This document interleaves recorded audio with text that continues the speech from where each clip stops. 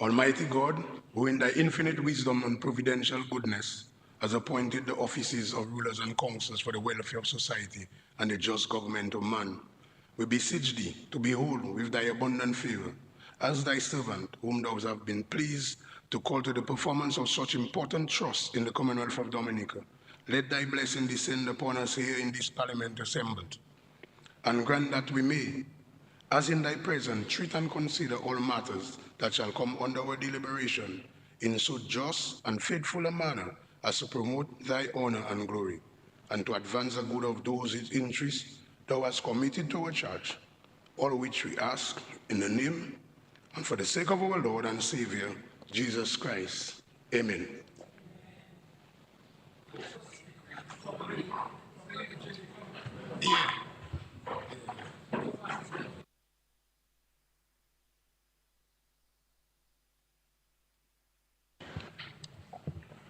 House resumes and debate continues. I recognize the Honorable Prime Minister. Honorable Speaker, thank you for giving me the permission to stand to make my short intervention and contribution to the 2025 and 2026 budget. I also thank the Lord for health and strength and for his continued blessings and guidance. I also want to recognize all parliamentarians and my colleagues on the government side, and also my colleagues on the opposition benches. I want to also greet all Dominicans, both here and abroad, and to those persons who have made Dominica their home. I want in a very special way to greet my constituents, the residents of Bakers, Tebow, and Penville, who have continued to place their trust and confidence in me over an extended period of time. I want to thank them for their love and for their genuine concern and support. My love to them is certainly uncompromising. I also want to recognize the many citizens of Dominica and foreign nationals who have invested in Dominica. I think the private sector is an important player in the economic and social development of Dominica. And their continued demonstration and confidence in our country and our country's future is important. And I appreciate anyone who creates jobs in Dominica, anyone who invests in Dominica. And so I want to say to the private sector, we may not always agree on how we see things, and that is life, but we all agree on the fact that we all have to work together for the continued advancement of this country. And the government is very open to engaging you, as always, on how we can improve the environment for doing business in our country. I want to recognize also the many public officers, both past and present, who have provided human service to our country under trying circumstances at time, and they have stood the test of time and they showed their commitment. Many of whom have had the opportunity or will provide opportunities to migrate and chose to remain in Dominica. The police officers who brave the streets day and night to ensure and assure the security, and of course the seas of Dominica, to ensure and to assure of our security, our tranquility, and the peaceful nature which we know ourselves. And to the returning Dominicans, many of whom have transformed the social and economic landscape of so many communities, from Scottshead to Capuchin, from St. Joseph across to Lapley, who have built huge homes, brought in money, placed money in the banks, and are employing people, and they just sit there on a permanent vacation, spending money. These are the real tourists of Dominica, Mr. Speaker. They're returning. And also I want to recognize a number of young people who are in their 30s, 40s, and 50s who have not reached retirement age, who are investing in Dominica, building homes for their own personal use, investing in the rental accommodation, investing in commercial rentals. As this is clearly a demonstration of their commitment, but also recognizing that there are opportunities in Dominica. And they're preparing themselves for this, and they're taking advantage of it. And I have seen, Mr. Speaker, a dramatic rise in the number of non-nationals who are settling in Dominica, buying land, building homes, investing. I want to say to them to bring all their relatives and friends and relocate to Dominica. We truly appreciate their investments in Dominica. And to the young people who continue to recognize that education is important, staying on the safe and narrow, and those who are not on the safe and narrow, we will continue to assist them to ensure that they can stay on the safe and narrow. We recognize that. To the clergy, recognize the continuous efforts towards shepherding our nation to the ultimate home, heaven. Though if I were to say to them that I believe that they could do a little more in terms of interpreting the gospel and the scriptures in a more transparent manner, that would certainly help a little more. And to all of us in this country who continue to labor in the vineyard to the service of Dominica. In my own regard, Mr. Speaker, I returned to Dominica in 1997 from university. I did not receive $1 from the government to go to school. I worked, and my mother also provided funds. And can you imagine changing francs into US? The sheer cost of it. And I got involved in the politics in 1998. The first meeting I attended in Rose Douglas was in a boathouse in Asolda. And sun flies biting you, and we had a bullseye for our light, bottle touch for light, the beer bottle with kerosene in it, and we hear listening to the articulation of the vision that Rosie had for Dominic. And this is the reason why I got involved. One of the reasons why I got involved in politics was to cause Rosie Douglas to become Prime Minister of this country, so he could have implemented his strategy and his vision for this country. And so, Mr. Speaker, I want to, first of all, commend the Minister for Finance in what the entire nation believes. What the entire nation believes to have been a comprehensive budget. A comprehensive set of policies, programs, legislation, projects, which we believe, the country believes, will continue to spur greater economic growth in Dominica, for the creation of jobs and a better way of life for our citizens. That every person in our country can be given the contentment of a more dignified life, of a more elevated life in our country. That this budget provides hope for our young people. Hope that there's a government that is listening to the people of Dominica. Because all of these ideas that have been articulated in this budget, Mr. Speaker, did not only come from our heads. It came through consultation, engagement of people. And from them, we have been able to respond to their wishes, their ambitions, their goals, their aspirations, and their concerns. And so I want to thank the Minister of Finance, and I thought that he was exceptionally articulate in his presentation.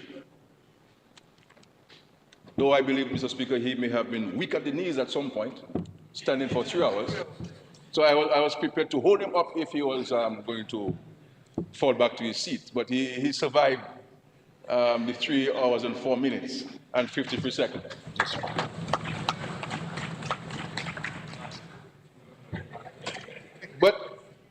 The theme for this year's budget, and I want to say, Mr. Speaker,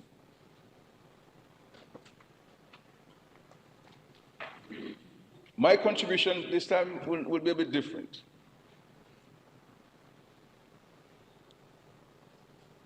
In both tone and tenor.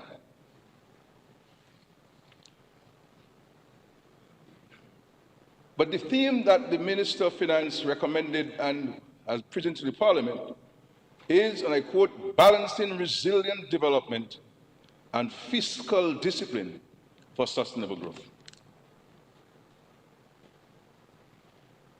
And this is important in these times, Mr. Speaker. This country knows what adversity is.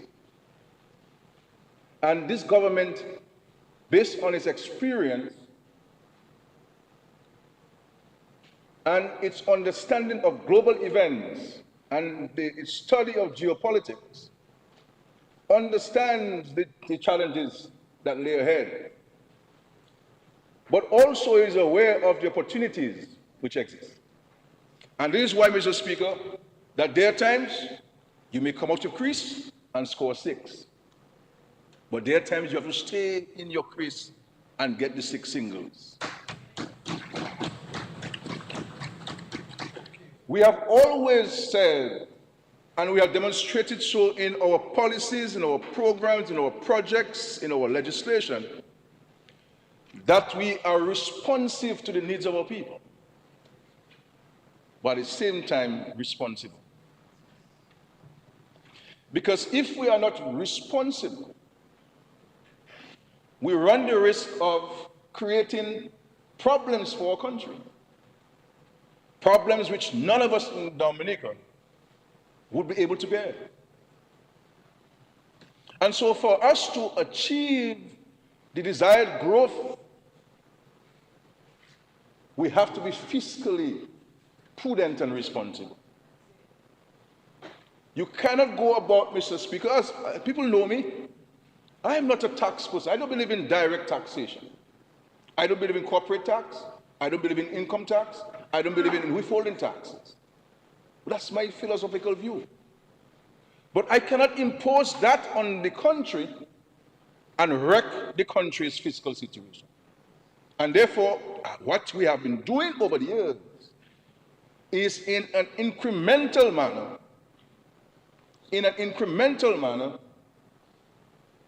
reducing the tax burden on our people. And later I will share with the public some of what we have done. But before I do so, Mr. Speaker, I want to speak about Dominica, 45 years of economic growth, 1980 to 2025. Because I hear pundits saying that there is no growth in Dominica since Labour came in government. Nothing is happening in Dominica. We're not seeing it. They say facts are a stubborn thing. And numbers, Mr. Speaker. I'm a linguistic person, but today I'll do some numbers, Mr. Speaker. So I have taken the liberty of reviewing the growth rates over the last 45 years. And I want to present those to the country. In 1978, just we were wrecked by Hurricane David. And with the political upheaval, political instability of the country, there was a decline of 18.4%. So in 1978, the economy declined by 18.4%. The first 2 years of the Dominican Freedom Party, that is to say 1980 and 1981, the economy grew by 13.4% and 10.8% respectively. So in 1980, 13.4%, and in 1981, 10.8%. Over the next 8 years of the Dominican Freedom Party, that is to say, from 1982 to 1989, the growth rate averaged 4.2%. And in the last 5 years of the DFP, the economy grew by an average of 2.2%, and in its final year in government, 0%. Now let me go to the only 5 years of the United Workers' Party. When money was meeting money, they said, Mr. Speaker. In the 5 years of the Workers' Party, the average annual GDP growth rate was 2.6%.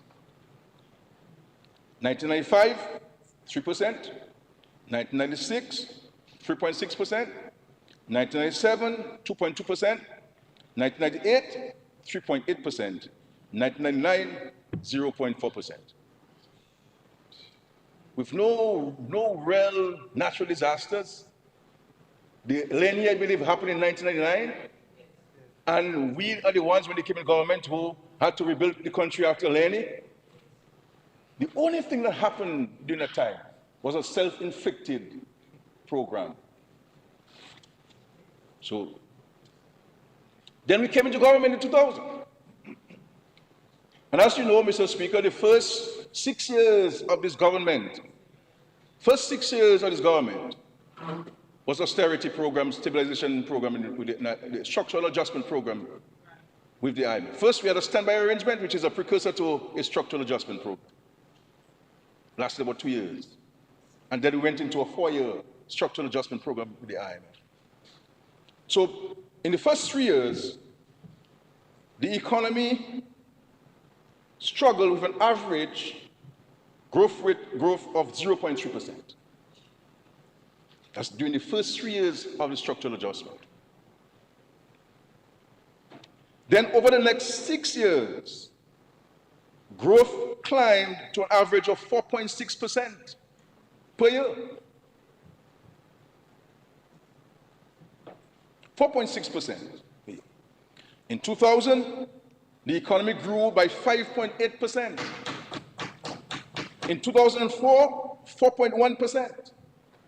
In 2005, 0.9%. We had the earthquake and we had some other issues there in 2005, 2004. 2006, 4.4%. 2007, 5.4%. 2008, 7.1%, Mr. Speaker.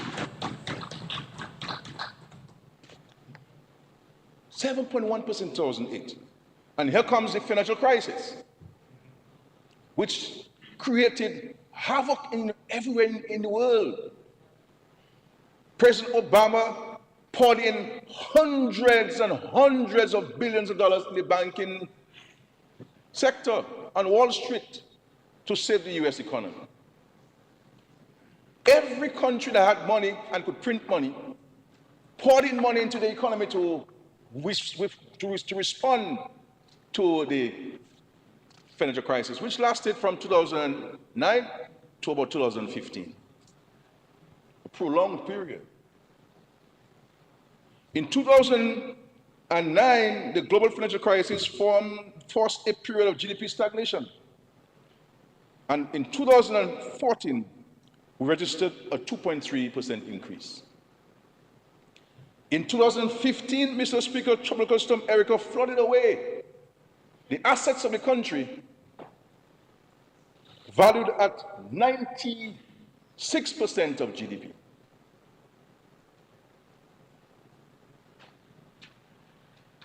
And 2 years later,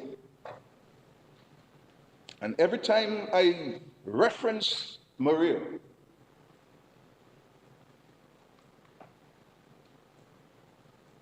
I become emotional, Mr. Speaker. Maria damaged an estimated 226% of our GDP. An island state, Mr. Speaker, being subjected to so much, and yet still see where we are today as a nation.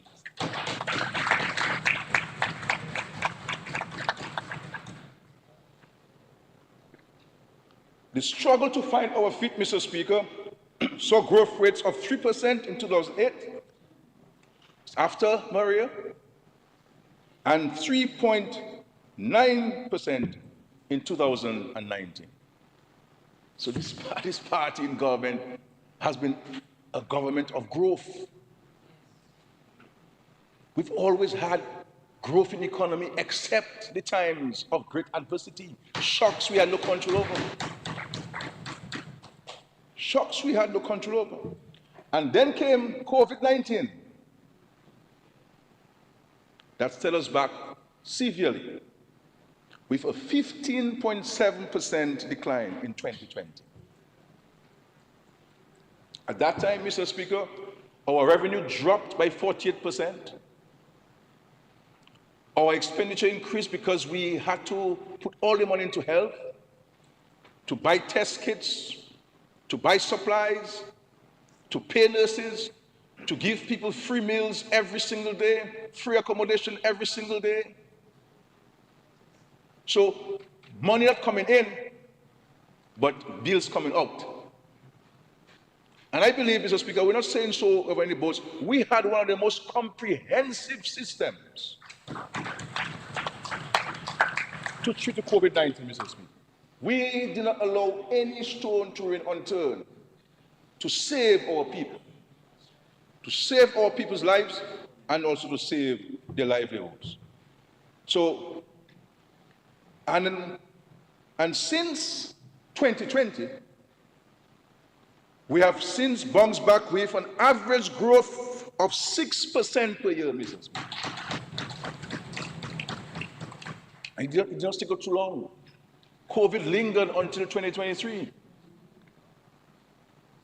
But because of our policy initiatives, allowing the economy to be open, people could go fish, people could go to the markets, people could go to the farms, construction work continued during COVID, we allowed the supermarkets to open, we allowed some businesses to open, there was economic activity taking place. We were one of the last countries to close our airport and our ports. I remember the member of Soufriere coming to me with great fear after the first case. And said, Prime Minister, we must close the country. Must close the country. So I said, Minister, but if you're fearful, you should go home and hide. But if I close the country, one case, what's going to happen when you get to 100? You understand?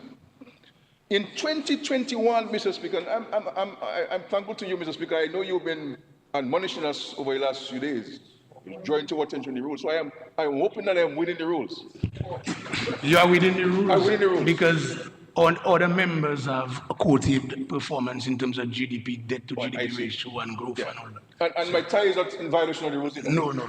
You can proceed. I was concerned about I got an extra tie in case. No, I heard you came to my office, but I wasn't there. So I figured it's about the time.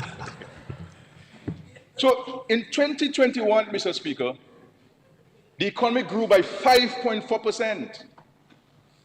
In 2022, during the middle of COVID-19, Mr. Speaker, the economy grew by 10.4%.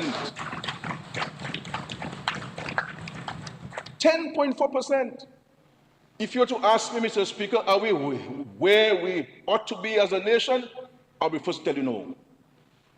Because you will not need to do anything unless the Lord comes to judge the living and the dead. Because life is evolving. You solve problem A today, problem B and C are on your doorstep. You go to bed and you wake up with COVID-19 affecting your country. You go to sleep and you're woken by flooding in the east.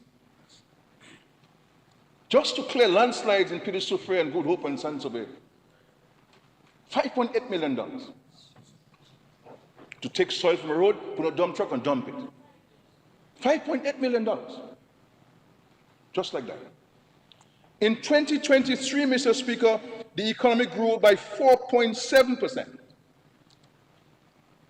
And in 2024, 3.5%. So there's growth in the economy. And if you want to check the data, you go to the World Bank website. You go to the World Bank. Not scary numbers that.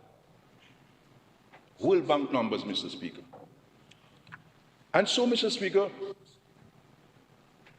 history will record that there is no government in the history of our country, and there's no Caribbean government, Mr. Speaker, Caribbean country, that's had to deal with an unrelenting spate of natural disasters and external shocks like Dominic. We have been responding to COVID, to the financial crisis, to natural disasters for a 12-year span, Mr. Speaker. In my quiet reflections, I asked the Lord, I asked the Lord similar questions which Job asked him.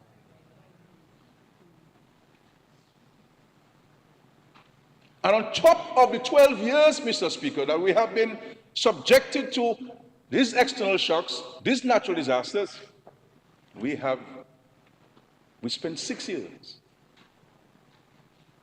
to build back the country, to correct the wrongs of the United Workers' Party when they were in government. 6 years. And in the process, the country lost, and the party lost 2 leaders, 2 prime ministers, at the service of the country. So 6 years plus 12 years, 18 years. 18 years, Mr. Speaker. And yet still, this Labour Party in government has had the best economic growth numbers in the history of our country. And one can only imagine, Mr. Speaker, if we did not have Erica, if we did not have Maria, if we did not have COVID to contend with and the international financial crisis. The sheer amount of money that we spend to restore damaged infrastructure, to restore homes, to restore livelihoods, Mr. Speaker. We could have had those monies to build anything now. At the time of Maria, Mr. Speaker, we had over $260 million in the Airport Development Fund.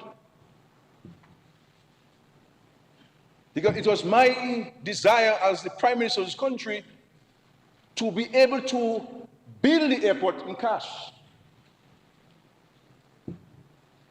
And at the time of Maria, we had $389 million saved. With the hope, Mr. Speaker, with the intention of paying off our national debt, in full. I wanted Dominica to be the first developing country in the world with no national debt, owing no one. And had it not been for Maria, not even Erica, COVID, Maria, we would have paid off all our national debt. And then what the plan was to go ahead and to create a sustainable development fund with clear legal parameters by an act of parliament.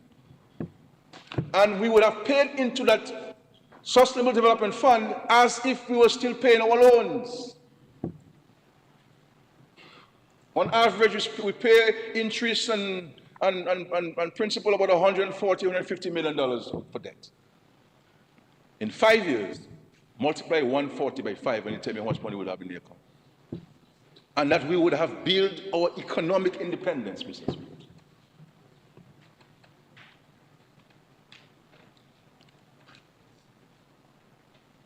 But Maria affected this. And so we, in all things, give thanks. And so we give thanks, and we give the Lord thanks for giving us the fortitude and the ability to be able to respond to the impacts of Erica and Maria and COVID-19. And in respect to the GDP, 1980 GDP was 196 million. In 1995, it grew to 741.20 million. So you had a growth of $544 million during the Freedom Party days. An average growth of 36.31%. The ULB came in and met the GDP at 741.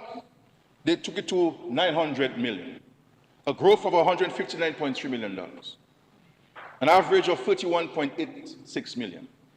We came in 2000, met it at 900 million, and today, Mr. Speaker, it is projected to go to $2.02 billion. $2.02 billion, with a growth of $1,119 million, an average growth, annual average growth rate of 44.78. So when you're talking about growth, Mr. Speaker, they have to come good. And so I want to highlight a couple measures in the budget, Mr. Speaker. A couple measures in the budget. And this budget is so pregnant with opportunities, Mr. Speaker. Pregnant, and I challenge all people to read it. I want to go to agriculture. And the truth is, Mr. Speaker, there were essentially two budget addresses. One for agriculture and the rest. One for agriculture and the rest.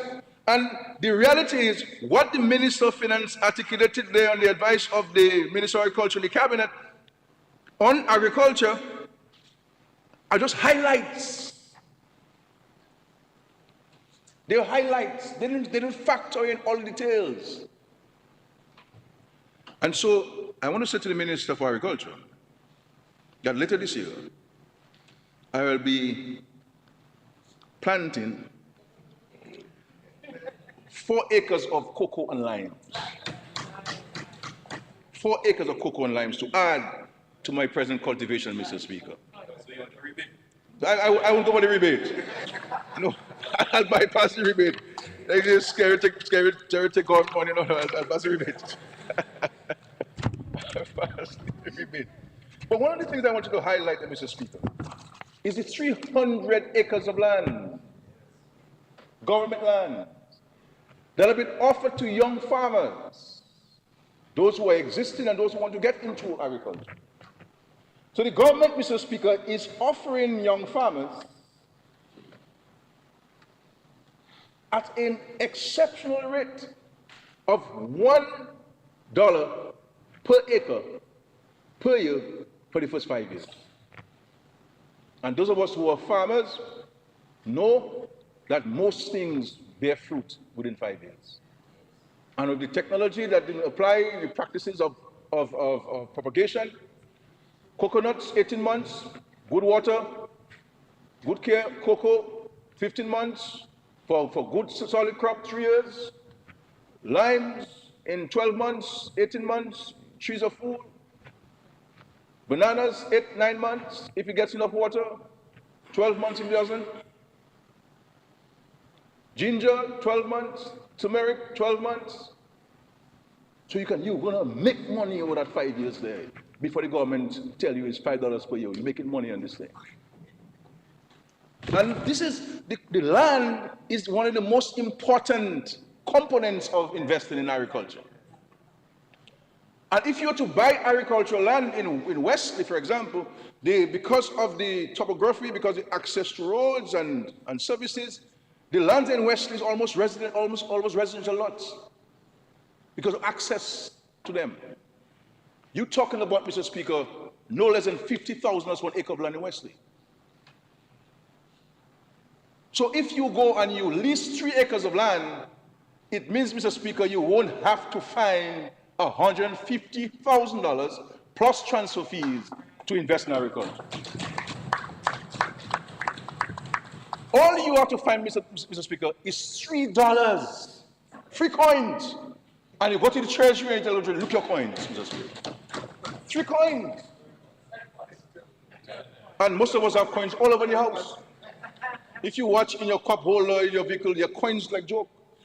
So all you have to do is take his free coins from his vehicle, jump outside the vehicle, go into church, pay this, get his receipt, and you go.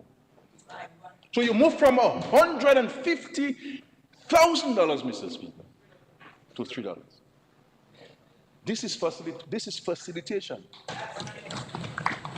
This is a government that understands and appreciates what it means to invest in young people. To give you not only a head start, but a jump start, Mr. Speaker. And coupled with that, you get almost free planting material, you get free technical advice, you get free technical support. Opportunities, Mr. Speaker. We're spending $5.7 million in abattoir. 5.7 million. 6.4, everything. $6.4 million in abattoir. And we have articulated in the budget, Mr. Speaker, it's available to the private sector. That's where a lawyer, that's where an accountant, that's where somebody who studied marketing at university, that's where somebody who studied agriculture can come together. Hold your skills and your talents and your knowledge, and it is available to you to manage, because the purchase and the sale of chicken parts and pork, the market is there. You don't need no marketing for this thing. You just harvest the chicken and they're on sale. This doctor, this orthopedic surgeon, Dr. George, has said to us that by this year, he will go to 5,000 birds. He's a medical doctor. So what's wrong if a lawyer come in and bring your legal skills and your interest in agriculture? What's wrong if a person with accounting background and agriculture come together, form a company, have the shares, and we're prepared to sit down with you and allow you to manage, because we never believe that the government should run anything, Mr. Speaker. We are a social democratic government. We believe in taking care of social justice, but we also believe that the private sector must be allowed to invest and manage economic things. So we invest